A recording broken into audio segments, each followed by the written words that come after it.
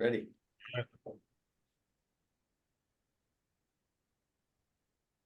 Stay class 2A. Parents.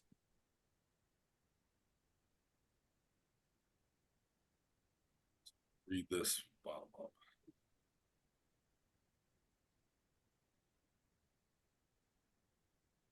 Randy, let me know when everyone's in and if we got everything we need. Everybody's in. All right, gang. It is 10:01 and we are going to get rolling here. I believe and trust that everyone is in the right spot. This is the qualifiers meeting for the boys basketball tournament, state tournament for 2024. So, Randy, let's go ahead and move forward a quick slide. All right. So I'm going to introduce everyone real quick to all the players on the call. Myself, Phil Archer, the tournament director. I've had a good chance to meet most of you. If I haven't, I'm sure we'll be connecting or talking at some point in time here. Jamie Sherwood, Tom Groutman, Neil Fletcher. I believe Jamie for sure is on the call. I know Jamie's on the call.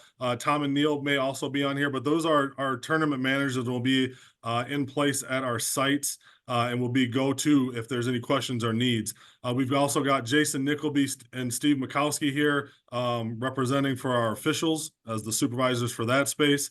Laura McIntoon is our technology from the league that takes care of everything from us from a website standpoint and works highly with our brackets and our media folks. Sliding down next into media is Tim Layton. Tim will be here and have a few things to talk about from the media standpoint. And then last but not least, Randy Hill, who is the support staff for boys basketball, along with a host of other sports and dabbles into a lot of other places within the league. And then you might see over my left shoulder here, we've got Tom Critchley from the Boys Basketball Coaches Association that is here to represent and helped us with the random draws and any ties and stuff along those lines with the brackets. So that's the host of players here today for our boys basketball qualifiers and seeding meeting. We're going to hop right into it because my intent to keep you here as short a time as possible, but we got a lot of information to toss at you, and we're going to reference a lot of different documents that you should be reviewing before one, communicating with your communities, and two, arriving on Wednesday when it's time for that tip-off for that first game. So we're going to go through this pretty fast and furious. It is recorded.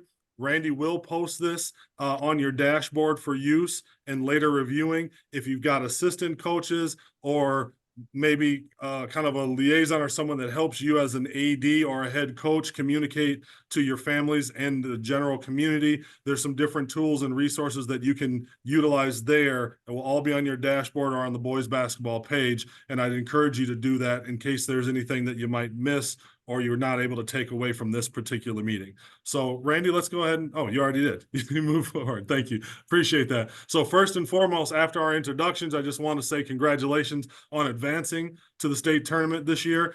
We've got kind of a unique situation with us going back and forth between Target and Williams and the Timberwolves schedule and stuff. So regardless of what happens, we've got an awesome opportunity to play in a very cool venue, whether it's Target or whether it's Williams. And this year, Williams will be the championship side of the bracket. So congrats on getting here. Congrats on putting your boys in a position to have that experience as being a state tournament qualifier and potentially a state tournament champion. So we're excited about that. We're going to hit a little bit here, just getting out of this slide on our website resources. Laura will talk a little bit about that. Tim's going to get into some of the media stuff. And then Jamie, Jason, and I, through different points, are going to hit on different things that are in the participating school guide. Again, I'm going to encourage you to go through that. There's a lot of information in there. We don't have time to go through all those things today, or we'd be here till noon. Don't want to do that. But we are going to hit on a couple of hot topics that need to be addressed in there, and then we'll reference and refer you to the rest of that stuff, and then we'll hop into any questions and we'll get right into our seating. So that's the agenda for today overall, and we're going to do our best to stay in a timely, keep this meeting in a timely fashion. So let's hop into some checklist items. So These are the things that we need and that you need to be aware of. Okay. So review your participating schools guidelines. I think I've mentioned that 3 or 4 times already. Make sure you're familiar with that front and back. Nothing too crazy there. Our admittance forms. So these are your official squad, your cheerleader, your band, all of those different things. Randy needs to get those by noon tomorrow. That's noon on Sunday the 17th for us to be able to put together our Passgate books and make sure that we're able to process everyone coming into our venues in a way that we know who is there and who has access to what. Your hotel bookings. Now, we've got hotel blocks set aside for our Class A and our Class 2A schools, right?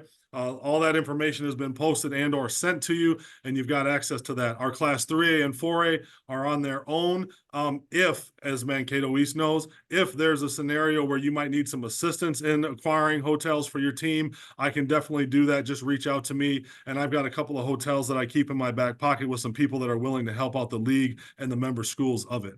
So that's your hotel bookings. The cutoff for those hotels are tomorrow night at midnight. So make sure that you're able to organize that. And again, those hotel blocks are really set up for your team and your school staff, not to be sending out to your community members.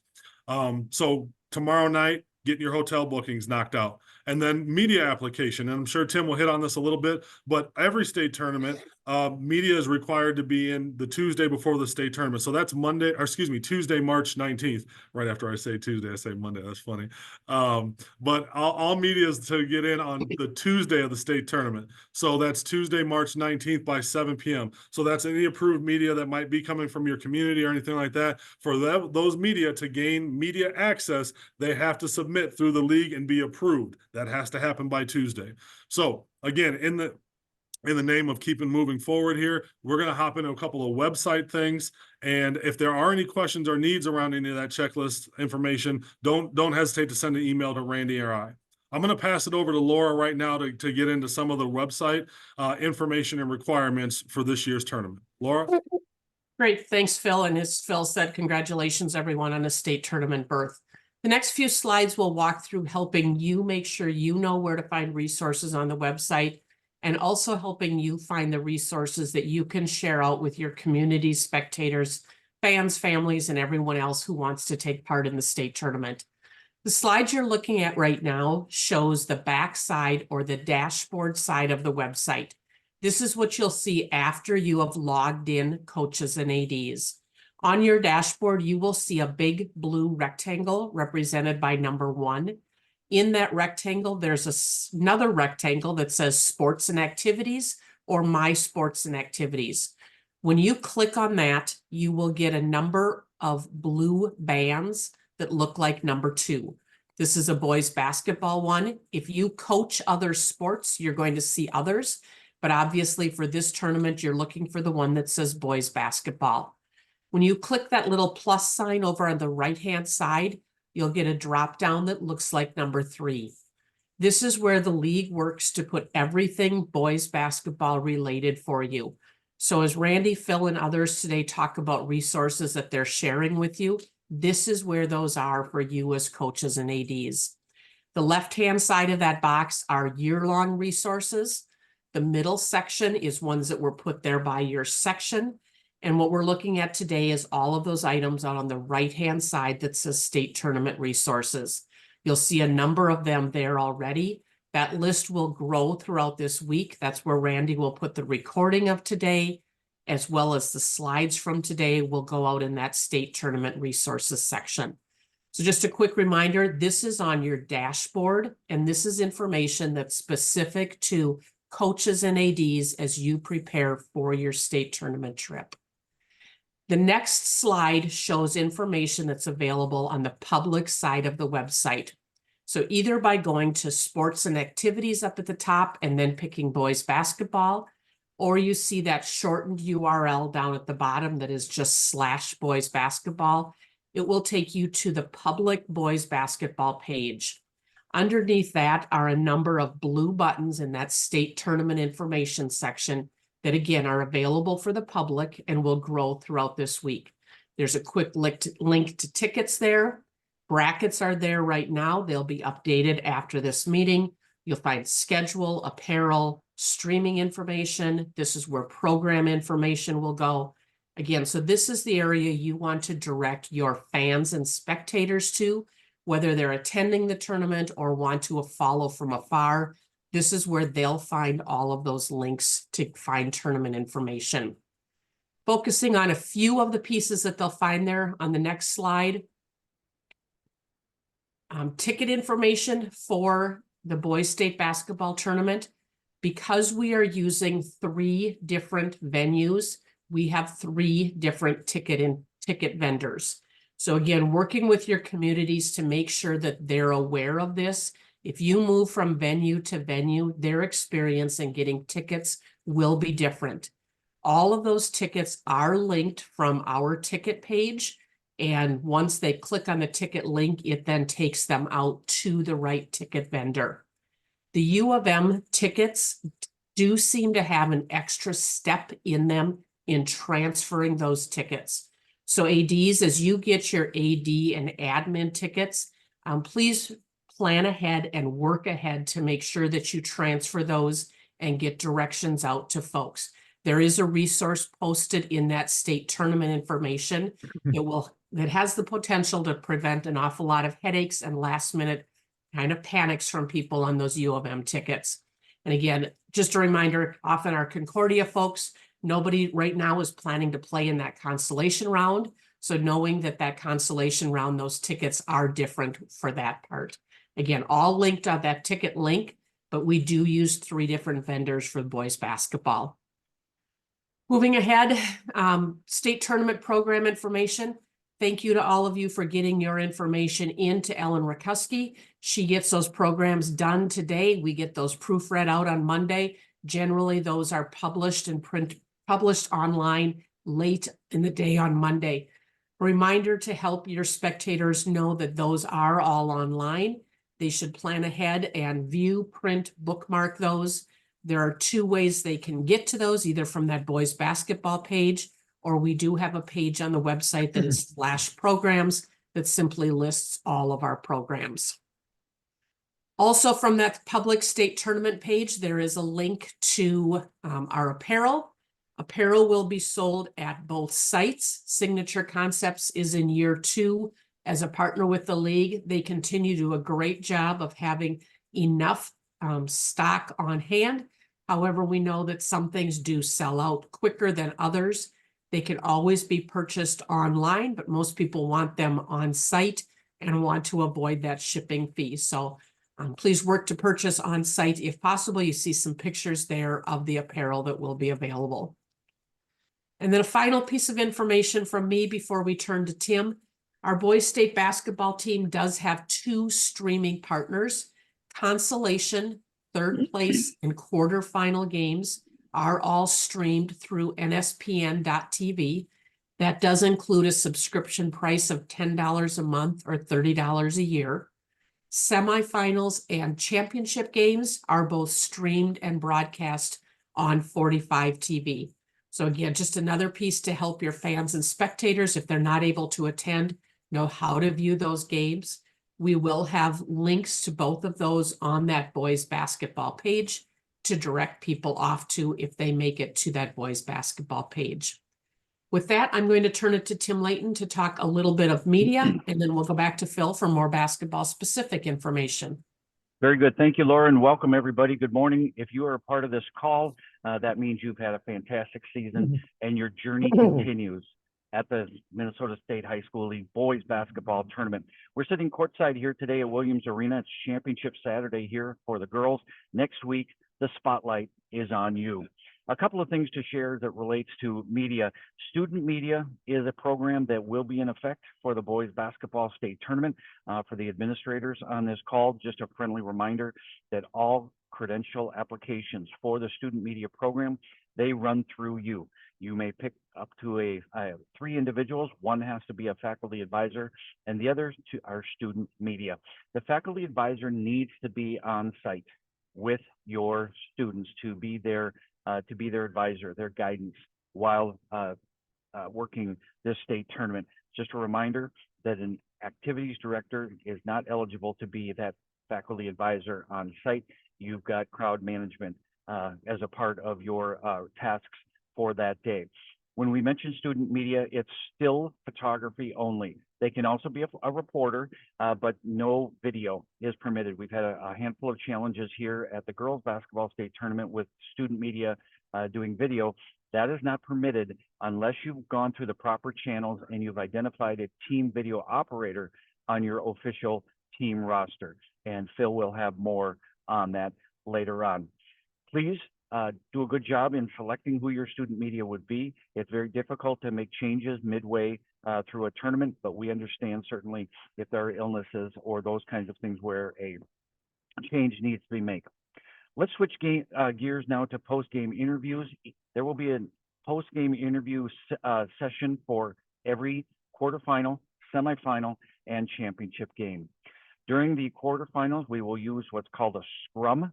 That's where it's a less formal, and a media team member will bring you to a designated spot where both teams will be meeting at the same time. It will be the less formal of the two. Once we get to the semifinals, then we use a post-game news conference center where it's a more formal situation. The team that did not win typically goes first, followed by the team that wins, and then it will be a question and answer period. Be on the lookout later this in the next handful of days. Brian Monahan, the executive sports producer of 45 TV, he and his crew will be reaching out to each and every one of you to find out more information about your team, names and statistics and fun facts, those kinds of things that they can use during their broadcast. So be looking out for Brian Monahan and his crew to be reaching out to you for more information. Then a final note, don't forget administrators and coaches that the designated team photographer program that was discontinued 3 years ago. Only properly credentialed photographers and videographers are permitted during that game. Just a final reminder, the credential application is 7 o'clock on Tuesday, and that is a set deadline. That's all I've got for you. Congratulations to everybody for qualifying for the state tournament. Safe travels and best wishes to all next week. Phil, back to you. Perfect. Thanks, Tim. Thank you, Laura. Appreciate both of you being here and making time, especially with all the stuff that we've got going on with other tournaments. So, so a bunch of good information. Again, this is all recorded and will be posted if you need to go back and re-review this. And all of this information is also contained in the other documents that are posted on your dashboard. So if you got to run through that, please do so we're clear, or ask questions if needed. All right, we're going to hop into some of this participation guide, some of the nuts and bolts, the admin piece of this tournament for you ADs and coaches. So this is the time where I would invite Jamie, if you've got something that you want to chime in on, or Jason Nickleby, if you've got something you want to chime in on, please feel free to do so if there's an appropriate gap. So our official squad, this has not changed. There's nothing crazy or new in this one. It is 18 players, 3 coaches, 2 student managers, right? That's the stuff that's very clear and evident. Just note that they've got to be their certified coaches. They've got to have their CERs completed. The other piece is that gets a little bit more gray on some things. I think personally, watching how the boys teams did it last year, I thought you did a really good job, ADs and coaches, in managing your 5 additional people behind the bench. Now, these 5 additional people behind the bench are adults. These are additional coaches. And note, if you put an additional coach on there, on our admittance form, it's got 3 coach spots there. If you put an additional coach there, they have to be CER certified as well. That means they need the same credentials knocked out as your coaches that are on the bench. Okay, so understand that. A statistician, again, this is someone that's been with your team ideally all year and has been doing this role for you and is hired by your school or your school district as part of your team, right? This is not a random, this is not a coach's wife. This is none of those different things, unless she's done that with you. And then athletic trainer or doctor. Those are, again, need a credential to enter, right? They need to be checked from our staff or need a credential to enter, one of the two, right? So these are not randoms, just spaces to be filled so I can get somebody on the floor. These are people with a role and a purpose around your team and program. Again, you guys did it really well last year. I'll applaud you on that, but I would say that the microscope is on us. And so let's make sure that ADs, we do a good job of knowing who is there behind our bench, and coaches, let's do a good job of making sure that we're operating in a space of who is going to support our team, who's going to help us win a championship, and not like, hey, oh, I got an opportunity to throw someone down on the floor. Again, I just want to make sure that we're doing a good job on that, so that when we have some conversations around supporting that from the MSHSL side and the Coaches Association side, I've got the evidence and the backing that from the boys basketball side of things, we took care of business on our side, on our end. Okay. Jamie, anything you want to throw in on the five or Yeah, for you? let me, good morning, everybody. I'm Jamie Sherwood. I'm retired athletic director. I'm a region secretary. So I look at these things with two sets of lenses. I see it from a region secretary's position and as an AD's position. And I'm going to bring up stuff that happens that slows down the process of checking in and getting into the game, getting into your locker room and warming up. First of all, don't put anybody on a bus and bring them to the player's gate entrance who isn't on that admittance list. If and Target Center, and again, we're at 3 different venues, as Laura said. Target Center, we drive right underneath. And you should not have anybody on that bus who's not coming to the locker room. So drop off family members, drop off cheerleaders, drop them outside the Target Center on the street and have them go in the main entrance. First, cheerleaders are different, but versus coming in underneath, because it just slows it all down. Leave grade school family members, the whole thing. Just don't bring them with you. And that I'm just telling you, then it stops. I got to get called on the radio and you can't get in, and you're on a tight timeline. I know you coaches. Not all of you will have 18 players on your front bench. Class A, double A, maybe even some triple A, 4As, but you cannot fill it with other bodies. You can't push a trainer up there. You can't push a doctor up there. Leave your statisticians home. I know they're part of your team. These young people have taken stats the whole game. Unless they're on your 5 in the back row, there's no place for them. And again, we don't want a negative conflict with them and telling them, no, they can't be there. We need ADs and coaches. You tell them at home they can't be there and prepare them for that moment at the site. Remember, your student managers have to be at least in 7th grade. When I see someone young, I go up to the young person and ask them, what grade are you in? And they're always so honest. I'm in 6th grade. And now we got to stop it and get them up into the stands. And that's insurance liability reason. 5 coaches in the back row: statisticians, extra coaches, athletic trainer, administrative rep, doctor. You can put your scorebook in the back row. Tough to see, but we have a scorebook and we have online stats.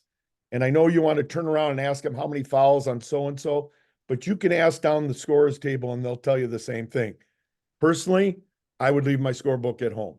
But if you want to make it part of your 5, it's got to be in those 5 seats. We don't have extra room at the scorer's table. So it's not 5 plus 1. 5 is inclusive of that scorebook. Okay? Does that make sense? All right. I think I got it. Good deal. Thanks, Jamie. I appreciate that.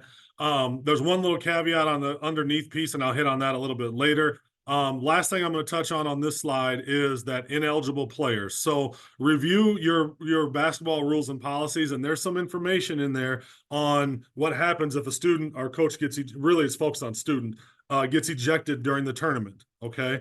And I think as we move forward, Randy, let's kick forward into that next slide. Thank you. So this ineligible participants, I'm not going to spend a whole ton of time harping on 206, and that really talks about ejection. So you ADs are really familiar with this stuff. Coaches, maybe not so much, but this second paragraph here is one that I want to touch on. And we've had different pieces.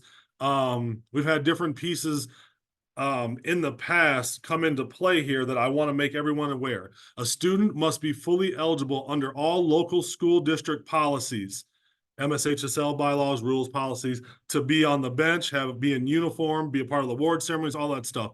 If a student does something during the state tournament that would put him in question of being in line with school district policies, that is another factor that would give us put us in a position to have to make a call on keeping a kid out, right? So have these conversations with your students to be on their utmost best behavior during the game, while they're occupying the venue, while they're representing your schools and your communities out and about on, you know, around the University of Minnesota campus or downtown Minneapolis or at Concordia. These are all aspects of it. So obviously bylaw 206 plays. If a kid gets ejected, he's out the next contest, stuff like that. But from a bigger perspective, what happens if a kid does something that puts him in danger of violating a school district issue too, right? These things are all taken into account. So let's have those conversations now to make sure that our kids know that this is the highest level of play. This is the biggest stage that they're going to be on from this point in time in their life, basketball wise. Let's make sure that they're carrying themselves and representing our programs and communities in the best light, so we don't have to deal with 206 stuff. Let's go ahead and kick forward, Randy.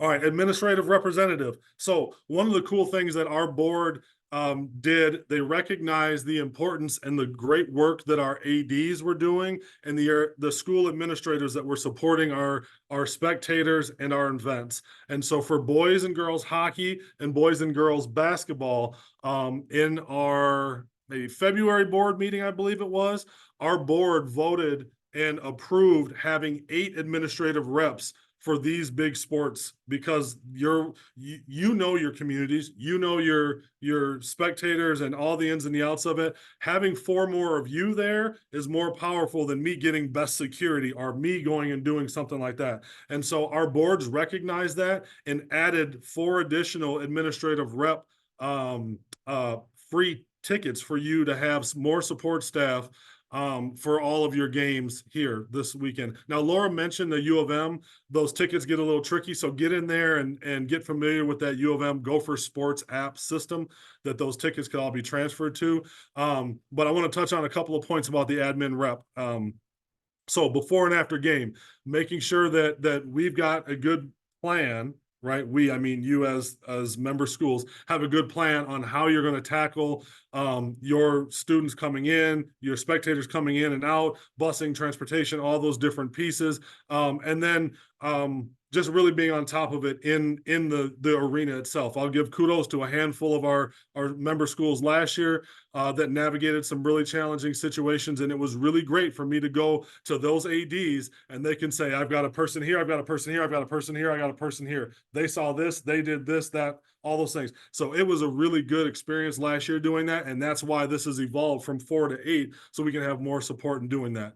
Clear expectations around what your community allows and expects around representation at our state tournaments is a big deal. So having promoted that spectator guide and all the ins and the outs of what's allowed and what's not allowed. And then again, the standards that you want within your athletic department and your community. In that spectator guide, there's all different things from what's allowed from the venue standpoint, like signs and stuff like that as well. And then what you communicate on cheers, chants, conduct, all of those different things. Biggest thing for me is that you have a plan with your other admin reps there, ADs. And honestly, sometimes coaches, that's, I think about my time as an AD at CDH. There were times where our coach was able to turn around and calm a crowd down or do this or that because of his role in the building. Right. So sometimes understanding that you have that as well as from a coaching standpoint, but ADs have a plan, have your administrative reps in place and have them in clear understanding what that plan is as well when it comes to crowd control and things like that. I would say one other aspect on it. Yep. Helpful change. One other aspect of the working with your AD or you as the administrative rep is communicating with us at Target Center at Williams, finding myself, finding Jamie, letting us know as an AD that you're there, making sure that we've got a cell phone number for you or anything along those lines. So that we have easier, clearer communication in the event that we need to grab you for anything, or if you need us for anything. Okay. So let's go ahead and move forward on that front. Phil, Jamie had something before you move on to, at the Target Center, we have better meeting places in the upper concourse. At Williams Arena, if you've been there, those hallways are really narrow. And unless you're the last game of the night, the in and out and trying to meet families there, if we're going to try to give you some direction on where to meet them so we can keep a flow around Williams Arena to let people in and out. I would say these, as a former AD, these 8 up 4 from the past comp tickets are a blessing, saves our budgets. But I'll give you my thought. Years ago, someone told me the larger the crowd gets, the smaller the IQ. So you're going to have people join in at a state tournament who haven't been at your games. And sometimes those are the people that might not know all your expectations. I would say if you're 8 people helping watch your crowd, if you're all wearing orange to a game and your other color's blue, put them in blue so Phil and I know who they are and where they are if we got to deal with something quickly. And the last one I'll say, if you go to a choir concert, orchestra concert, band concert at your school, the director is always in front of the band, choir, and orchestra leading them. Don't go sit in the back of the student section when you're in charge of them. Stand in front. And I also know these venues, these security guards get very protective. If you need to be on the floor, you find me and I'll get you 3 people on the floor in front of your crowd, guaranteed.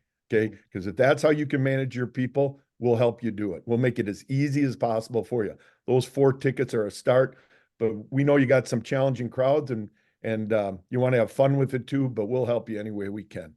Yep, and that's another supporting reason for that good communication of coming and checking in with Jamie, Tommy Groutman, or myself, whoever's at that venue beforehand. So we make sure we got good comms, because we do hire out additional security and all those things. And if you run into a hurdle or whatever, we want to be able to vouch for you or assist you in any way that puts you in the best position to manage your crowd. So let's go ahead and kick forward. All right, team video operator. I mentioned that there was one little caveat to what Jamie said about coming in on the bus. And there's one person that is on your official roster, or not your official roster, your admittance form, that will be able to come on the bus, but will not be underneath in the locker room. So our team video operator has to be written in on that form and sent to Randy. And that team video operator at Target will be up in section 211. There's like a little perch up there. And at Williams Arena, they'll be in section 221. Now, the deal with the team video operator is this. They come in, they'll check in at our pass gate just like everything else. But once they have checked in, our team host is going to escort them to their place, which is in those respective sections that I just mentioned. Okay, that's going to be marked. They're supposed to be there. That team video operator is there for recording purposes for your team educational film breakdown only. They're not running in the locker room with a gimbal trying to record the video of the state tournament experience so you guys can make a hype video. That ain't it, right? They're not allowed on the bench, so they're not one of your 5. They're not allowed on the bench. They're not allowed in the locker room. They're not allowed on the court, right? When they check in, they're going to be escorted up top. They're to stay there after the game. They will have a credential, a different credential that allows them to get back to meet up with you to load for the bus, and that's it. Last thing on the team video operator is that there's no power in those sections, so they're going to have to come with their device fully charged. If they're recording off of an iPad or they've got some other camera that they're running, they have to have that bad boy fully charged, because we don't have power in the sections where those are at. Those will be mostly taken up by media at Target Center and in Williams to get you the best vantage point to have film that's actually breakdownable, if that's a word. There's not a good spot to do that where there's power. So note that for your team video operator. They're not allowed on the bench. They for sure are not allowed in the locker room. We had 1 or 2 of those last year, and it was just a misunderstanding. I want to be very clear in this call right now. Your team video operator is not allowed in the locker room. There's no video cameras allowed in the locker room. Okay. This is for film breakdown, for you to be able to educate your team and put on huddle so you can do stuff between games. So I hope that's clear. Again, I don't want any cameras in the locker room. Coaches, please, police this if you can. I hate to catch people and then have to kick a kid out, which we had to do, educate and take action on last year. So let's go ahead and move forward, Randy. All right, venue access. Real quick here. I was looking through the different qualifying teams. We got a lot that have been here before, but there's a couple that haven't. So we're going to hit on this.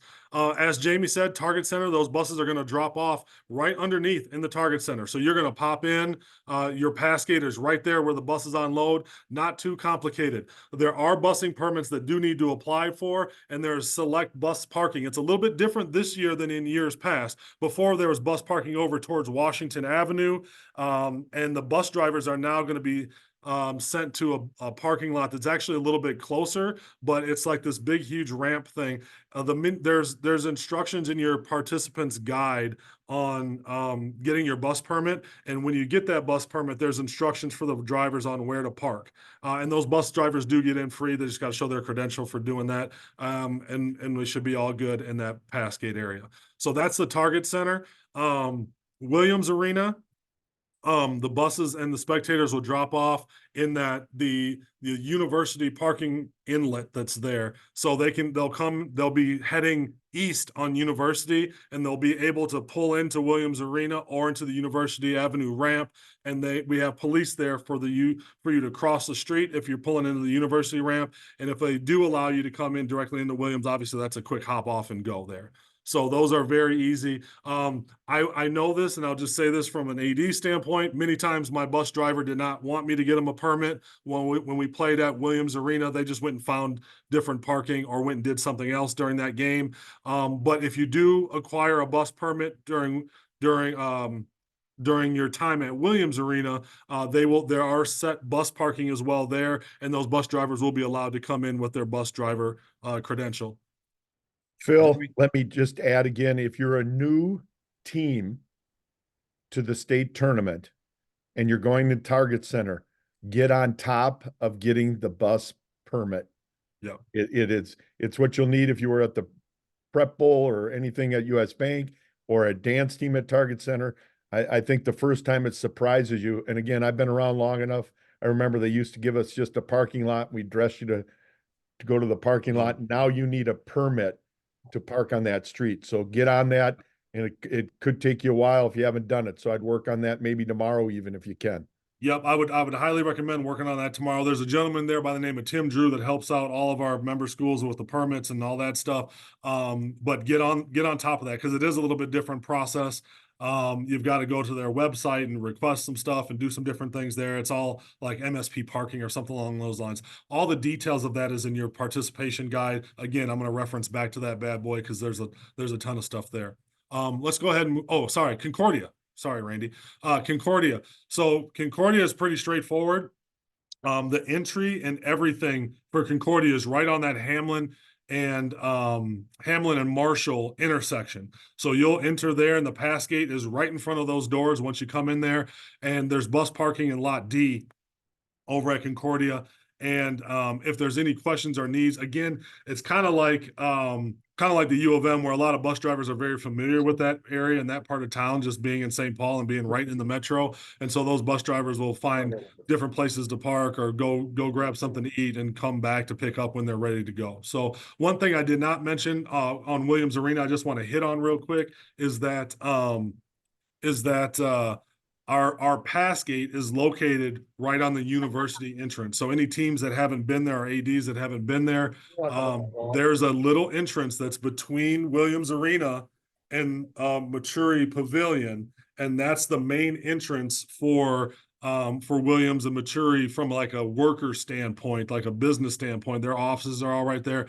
That's where our pass gate is located, and you can see that picture that Randy put there right in the middle, where we've got the pass gate. So you'll actually, your buses will drop off. You'll either cross University and enter the doors there, or just get in there, and then you'll check in, and we'll talk a little bit about that pass gate process in a second, but you'll get in there, we'll check in, and then our team hosts will escort your video operator up and your team down to the locker room.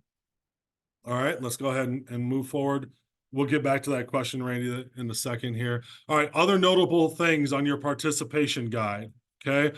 Bylaw 411, remember, it's Saturday. We're announcing our seeds. We're getting all that other stuff, but there are no organized team activities. There's no Sunday practices. There's no Sunday film sessions. Please remember that, coaches. ADs, I'm trying to help you out a little bit here, but just keep that in mind, gang. More information on that if you need it on the participation guide or the MSHSL handbook if you want to get into it. I don't think that you would like to when you got games coming up next week. Teams provide their own warm-up balls. Bring that. We will have game balls and souvenir balls for teams at the certain levels of the tournament. But from a warm-up standpoint, bring your own basketballs and be prepared and ready for that. Your student managers are there for a reason. Make sure that they're monitoring all of that stuff. Video exchange, nothing different than before. Recommend using Huddle if you got it, but whatever works for you with that. With your normal video exchange with your first round opponent. I believe it's the higher seed that takes that on. Jamie, is that right? That's tasked with reaching out and communication with that. Good deal. And then last thing, there's some stuff in there in your participation guide, but also it's very notable to talk about our treatment of officials, right? We're setting the example across the board here. I would say just as administrators and as coaches of people in leadership positions. So again, largest stage in the state. Let's make sure that we're setting the example of how we expect our other people within our communities, particularly our students and parents. But let's make sure that we're setting the proper example of how we want our officials to be treated. So that's our communication, that's our body language towards them, that's all those different things. We're on TV with this one, gang, so let's make sure that we are doing our best to put our best foot forward. And if there's any issues with officials, we can handle it either in a very professional way on court or in a more set professional setting behind the scenes with Jamie, myself, even other MSHSL staff if needed, but not on the court and not in a visible, degrading way. Let's go ahead and move forward, Randy. All right, talked a little bit about warm-up balls and all that. Jamie, do you want to hit on our warm-ups real quick for the tournament for different games? Yeah, it's TV controls a lot of what we do as far as the timelines of the games. I will be down around locker rooms. The host for each of your schools will be around there. Feel free to ask us any question, but we're going to give you the information you need to proceed, when to get out on the floor, when to come back in, what warm-ups will look like. So 20-minute full warm-up like a normal high school game, but when we get into the TV's games at semis and championship, will go down to 18 minutes. Okay. Just again, dead air time is the death of TV. So they want to kind of close that down. So you lose 2 minutes warm up. Be prepared to adjust if you have a routine that you're ready to go, that it doesn't surprise your kids. Perfect. Thanks, Jamie. A couple other things I'm going to point out on this slide. Again, you can go back, but I want to just refer you, excuse me, to a couple of different things. Make sure that you're reviewing your instant replay. Jason Nickleby put together a new document on basically how that is going to play. I believe that will be in your dashboard. If not, I'll work with Randy and Jason to get that there. But make sure that you got an understanding of instant replay and how that plays. I'm not going to get into all the details in that now because I'd like to get you out of here in a decent time frame. But make sure that you and your coach are familiar with that. So that when it comes down to the contest and we're asking questions or we need to ask questions, we have a good understanding of how it works. And then the other thing that I want to hit on this is from a health and safety standpoint is know and understand that Minneapolis does have curfew ordinances and different things along those lines. We have updated those, we've made sure that those are all up to date and they are clear and communicated in that participation guide. So know that and communicate that out to your communities. Obviously, you as a coach can do your own curfews for your team and stuff, which will probably be a little more strict. But if you've got families and students and all this other stuff coming into the cities for these tournaments, make sure that they're aware of that as well, so we don't have any run-ins on a negative side with our spectators from a curfew standpoint as well. So couple other points on this, go ahead and check those out, but just make sure you're looking at this slide and referencing your participation guide for details on that so that you're familiar with it, because you will get questions from your community on these different talking points here. Let's go ahead, Randy, and kick forward one. Phil. Oh, yep. Go ahead, Jason. On the warm-up side of things, just know that there's going to be a horn 4 or 5 minutes before it expires, because they're going to sweep the court and so on. So you're gonna leave the court so that they can do that. And then a minute or two before it hits 0, we're gonna get you back out there and get you lined up. And before that quarterfinal game, we'll announce everybody on your roster. Same with the semifinals.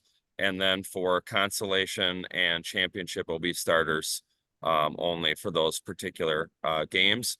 On the replay side of things, just know that the replay official will make all the decisions on whether we're going to look at something or not, and they'll make the decision. The on-court officials have nothing to do with it. And coaches, you don't have anything to do with it either. There's no red challenge flag that you're throwing on the court. The replay official is going to handle it.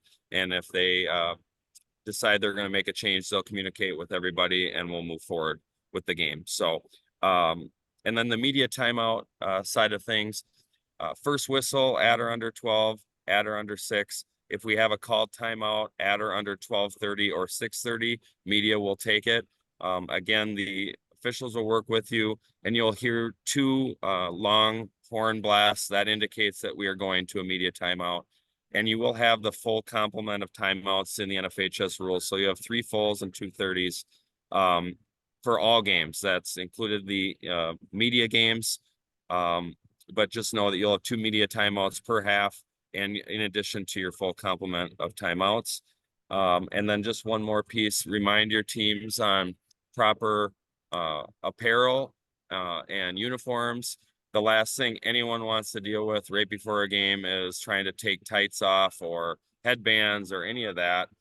Just make sure that you are on top of, what color you're supposed to wear and proper undershirts and tights and all that well before you get there. So that's a conversation we do not need to have. But replay and media timeouts should be relatively straightforward. And if you have any questions while you're here, feel free to reach out to me for assistance on that.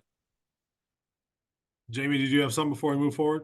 No, Jason and I talked about before the meeting, just for some veteran coaches who have been to the state tournament, it is one less TV timeout. And when we had one more TV timeout, we took an allotted timeout away. So now you have to think you have the full allotment of timeouts that you had all season long. Right. And then we'll talk to you before the game. And the people at the scores table are very good about letting you know what's a TV timeout. But again, you have an assistant coach look at the clock. They're pretty true to that 12 and 6 minute mark. Perfect. Thanks, Jamie. Let's go ahead and move forward, Randy. Thank you. All right. Mentioned CERs, coaches requirements earlier.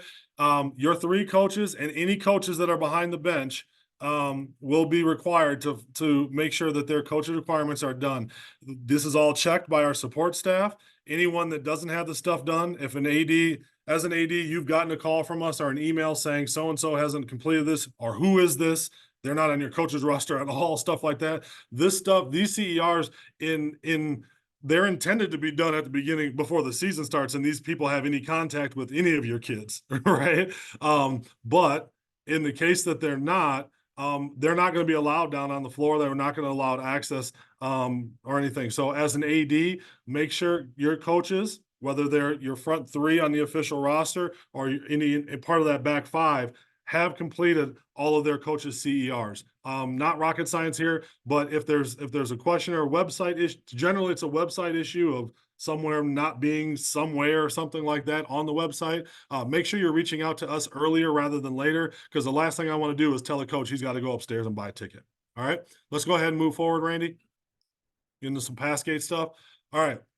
So Jamie talked a little bit earlier about just the speed of getting everyone processed and getting stuff through. If you can line your student athletes up in number uniform when they're getting in, that'll make things roll a lot faster. We've got good experienced people in our Passgate that could fly through this. We've got good people that will be able to fly through these. If you get your kids in the right order, it will go a lot faster. Adults will need to show an ID. showing that that they are who they are before them to be able to get their wristbands. And again, you're going to get those wristbands for your different positions. So 3 coaches, your 2 student managers, and those 5 team personnel, they are all going to get a credential of some sort. They are to be worn for the duration of the tournament. Do not take that off, right? It is a waterproof, heavy-duty wristband that you will be able to shower or do whatever else that you need to do with that on there. Don't take that off if at all possible. It will speed up the process a ton for you, okay? And if there are any questions on Passgate, again, first reference your participation guide, but if you need to reach out to myself or Randy, please do so. Let's go ahead and kick forward to the next one, Randy.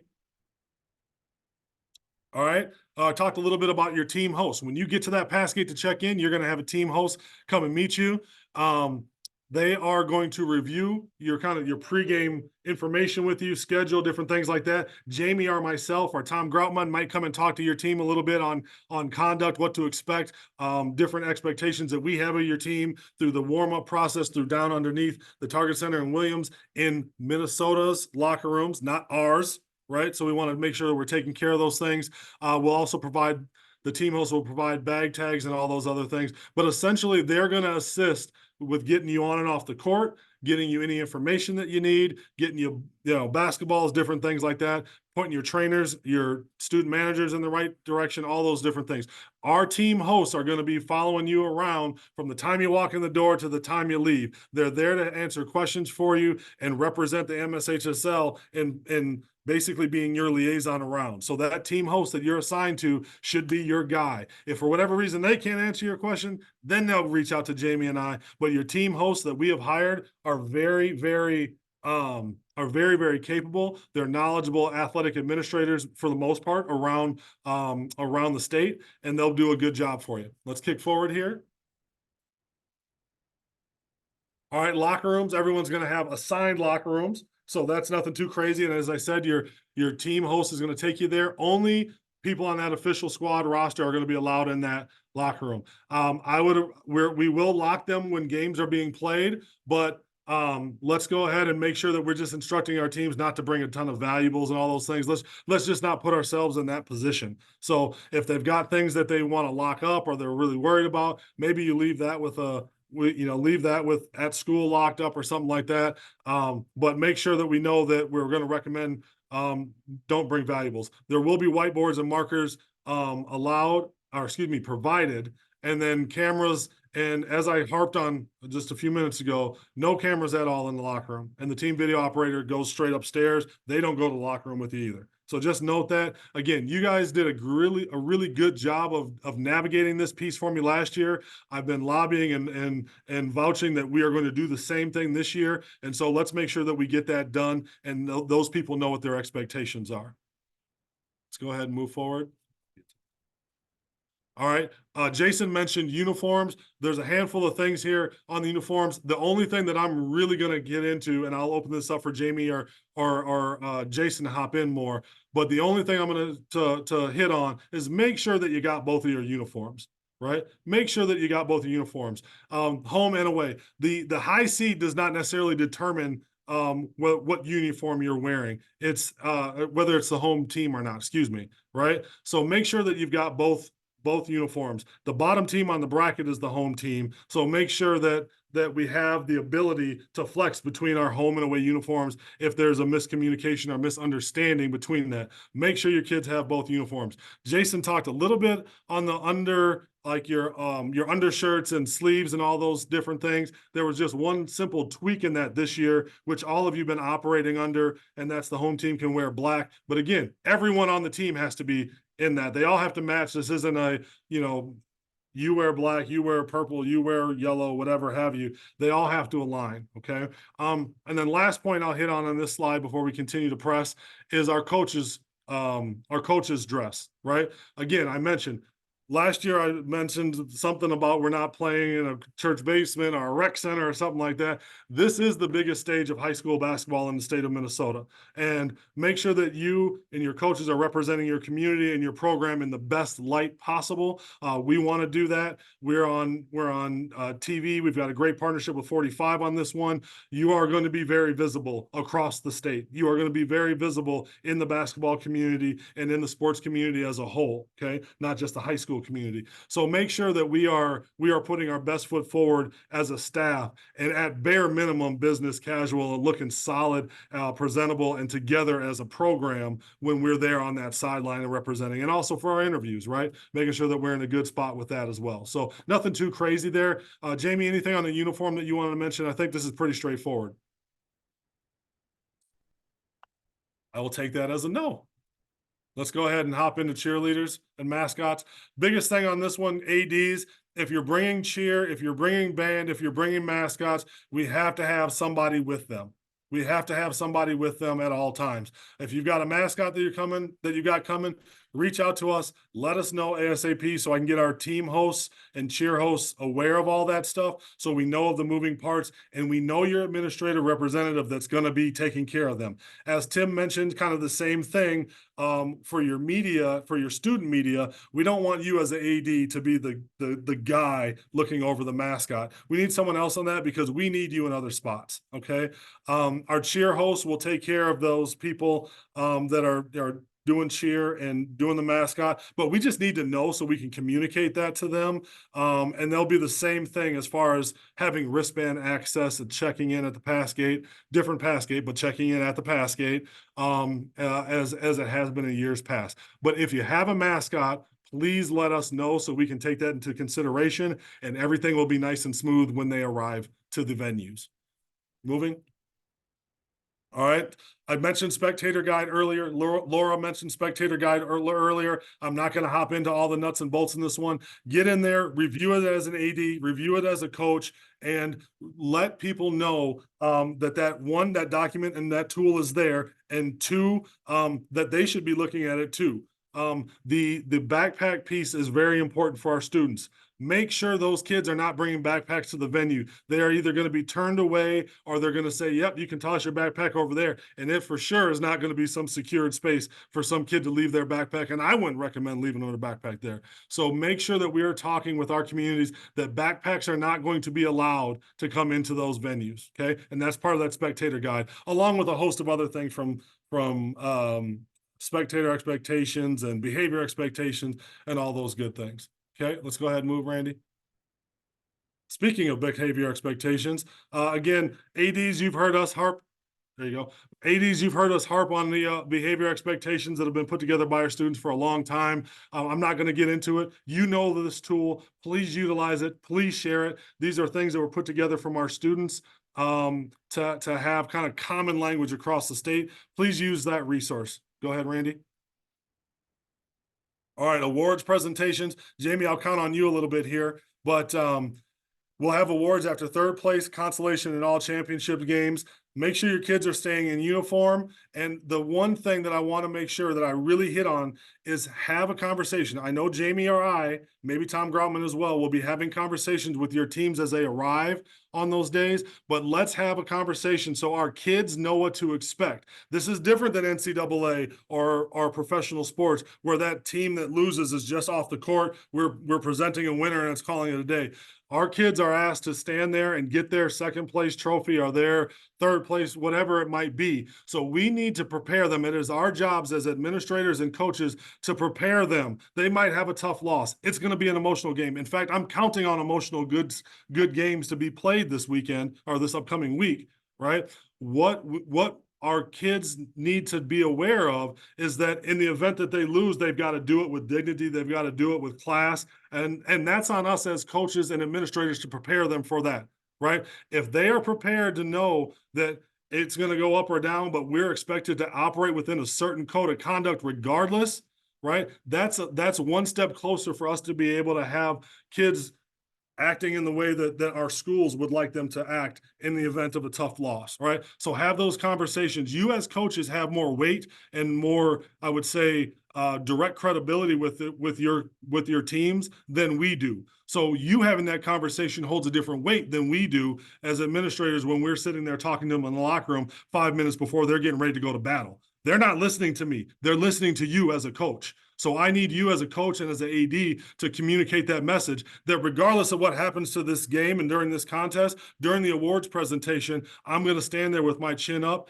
get my awards, and then we'll be happy about it tomorrow. You'll still be upset today, but you're going to be happy about where we finished in the state tomorrow or later on in life or whatever. But they need to be prepared from us on that. All right.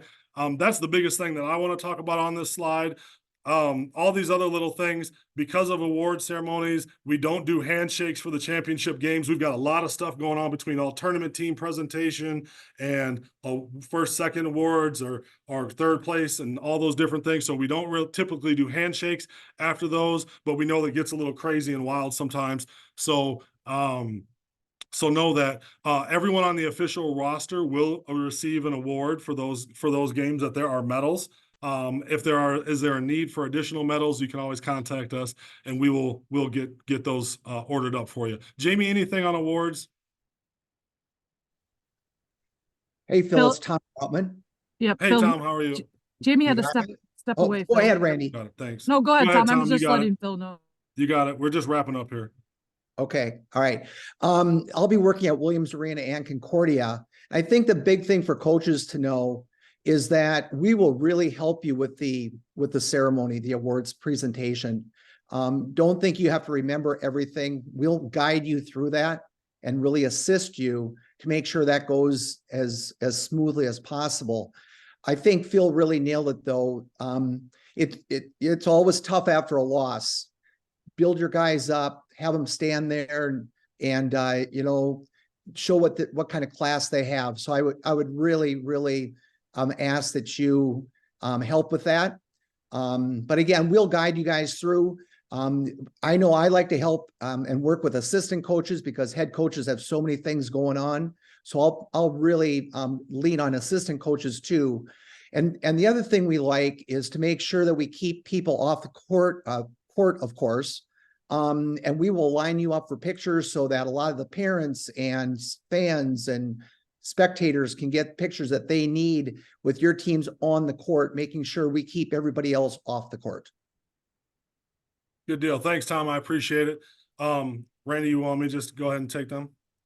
You good with that? All right, sweet. All right. Your checklist for AD is on your dashboard. This little document that Randy has put together has just about everything that you need to know on it. So make sure you're reviewing that and you're getting everything submitted to Randy or hotels booked or whatever it is that you need by noon tomorrow. So Sunday evening is really that big day to knock everything out. So you got all day today to get all the logistics taken care of. So utilize that that AD checklist that's on the dashboard. Let's go ahead and move, Randy. And then last thing, before we hop into questions and then the seating itself, is this pronunciation piece that's on your admittance form. Very simple, very straightforward. We want our PA announcers to be able to give your kids the proper recognition and love and respect that their name deserves. So take the time and make sure that there's some phonetic spelling in there or phonetic pronunciation included in there so that we get our kids' names right. It's very important. I've been before athletic administration and stuff and after sports for me, I was in sales my entire life before that. And the name is the most important piece of anyone's existence, in my opinion. And so take a few minutes, make sure that we got some sort of phonetic spelling in there so we can get these kids recognized properly. And if there is, for whatever reason, a name that's mispronounced during a PA, shoot me a text, send me a message, stop into our headquarters, let me know so I can get our PA announcers corrected ASAP. I take that stuff very personally. So Phil, I had a couple of, go ahead, Yeah. Randy. Phil, I would just note on these admittance forms, just remember as an AD, you are signing off on all of these. I have gotten a few that they haven't yet, and you as an AD are verifying that these coaches have completed their CERs, so we do need your signature. So please take the time to do that. And like Phil said, for these pronunciations, we just want to get these athletes' names correct. And our PA will most likely reach out to you pregame, as well as our partner with 45. So please take the time to work with them, as well as we want to get these right. I may come back and ask you questions if you fill out the form and I don't see a band or cheer. I might just ask you. So please just reach back out when you have the time, just so we have everything we need. We will not be in the middle of next week changing these forms. So please, you have until tomorrow to make all those decisions. So please take the time that you need to do that. And we appreciate all of you. And we're excited to see you all play next week. It's just a great time here in March with all of March Madness. So thank you again. Sweet. Thanks, Randy. All right, I'm going to address a couple of questions here before we hop into the seating. So first question was seating for teams that, not seating like a seat, for teams that lose or come to watch other games. You will still be able to check in with your pass at our pass gate and gain entry into the venues as a team that's not playing in that game. Okay. So you'll still be able to enter through that way. There is no set assigned area for them to watch, but you'll be able to gain entry into the venue if you are a member of the team or the official roster. Okay. So that's for teams that are, if you're coming to watch another game or staying to watch a game, doing, supporting a friend or doing some scouting, whatever that might be. I got a question about the team pastor and locker room. James, I'll connect with you with that one online. Actually, that's the first time I've had that question. I'll reach out to you on that one afterwards. I got to do a little bit of digging on that one, sir. There was a question on the bus permit. If you're going to need a couple of passes, if you plan on staying for most of the day. If you're on that MSP parking website, I believe there are windows to the time frames in which your bus is parking, and you'll need to select all those windows in which you decide that you're going to be occupying that lot. And the MSP staff, again, those parking folks are really good. They're solid on their stuff. So you utilize their support. If you're not sure about something, when you navigate from our site to theirs, utilize their support. Those people have been phenomenal to work with for me. Parking in downtown Minneapolis and downtown St. Paul is always a pain in the rear end, and they've done a phenomenal job of making sure that the right streets are blocked off for us, or the best parking ramp is available to our drivers and things like that. So, but there are windows in there, Sean, so you can utilize those when you're selecting the windows of what time you plan on being there. Let's see here. Cherry, does a scorebook person need to have the 5 CERs done? If that scorebook person was a coach for you, yes, they need to be one of those, because Randy's going to check those CERs first. If you put one of those 5 on that list and they are not a coach and they are not listed as a trainer, you're going to get a phone call asking who this person is and do they work for your school district? Have they been cleared? I'm not giving just random unvetted access to the floor to somebody that is going to do a scorebook. And I go back, Seth, to what Jamie said, put your scorebook person in the stands, right? If they're there, we have a scorebook person available. We have an official book. We actually have 2 official books. Let me call it what it is. We've got a scorekeeper and an assistant scorekeeper that is 5 feet away from your coach for them to be able to ask them questions. So if they're not a coach or something, I'd throw that person up in the stands personally to keep it clean. You're going to get a phone call from me or my office asking who this individual is if they're not under a doctor or trainer or a coach, because we don't know who they are. So that would be my recommendation on that front. And then we'll get that figured out on the signing thing. Randy, there was a question on the electronic form. I responded. Yep, we'll Okay, get you it got figured that. out. Sweet. Okay, good deal. Gang, we were just over an hour here.